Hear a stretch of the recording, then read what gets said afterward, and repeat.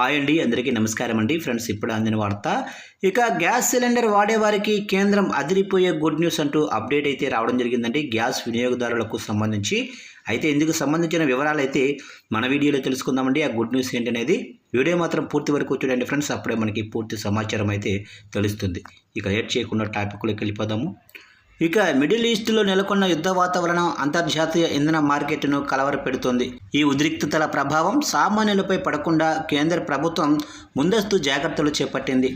దేశీయంగా వంట గ్యాస్ కొరత ఏర్పడకుండా ఉండేందుకు ఎల్పీజీ సరఫరాపై కీలక ఆంక్షలు విధిస్తూ నిర్ణయం తీసుకుంది. ఇక గృహ వినియోగదారులకే తొలి ప్రాధాన్యత అంటున్నారు. ప్రస్తుత సంక్షేమ సమయంలో సాధారణ ప్రజలకు ఇబ్బందులు కలగకూడదని కేంద్రం భావిస్తుంది. ఇందులో భాగంగా వంట గ్యాస్ సిలిండర్లను ప్రాధాన్యత క్రమంలో కేవలం గృహ వినియోగదారులకే సరఫరా చేయాలని ఆయిల్ మార్కెటింగ్ కంపెనీలను ఆదేశించింది. Indian oil corporation, Bharat petroleum, Hindustan petroleum సంస్థలు ఈ మేరకు తమ సరఫరా విధానాన్ని మార్చుకోవాలని స్పష్టం చేసింది. గృహ అవసరాలకు డిమాండ్కు తగ్గట్టుగా స్టాకు అందుబాటులో ఉంచాలని సూచించింది. ఇక గృహ వినియోగానికి ఎటువంటి అంతరాయం కలగకుండా చూసే క్రమంలో వాణిజ్య, పారిశ్రామిక రంగాలకు సరఫరా అయ్యే గ్యాస్పై ప్రభుత్వం తాత్కాలికంగా కోత విధించింది.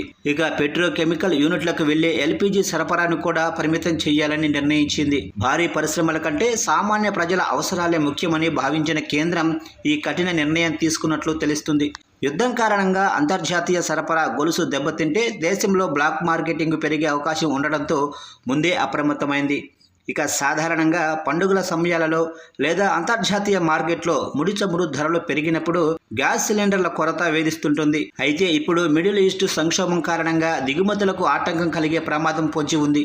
అటువంటి పరిస్థితుల్లో గృహ వినియోగదారులు ఇబ్బంది పడకుండా ఉండాలని ప్రభుత్వం ఈ కీలక అడుగు వేసింది. ఆయిల్ కంపెనీలు తమ వద్ద ఉన్న నిల్వలను జాగ్రత్తగా నిర్వహించాలని ఉన్నతాధికారుల నుండి ఆదేశాలు వెళ్ళాయి. ఈ పరిమితులు తాత్కాలమే అయినప్పటికీ పరిస్థితులు చక్కబడే వరకు ఇవే నిబంధనలు కొనసాగే అవకాశం కనిపిస్తుంది.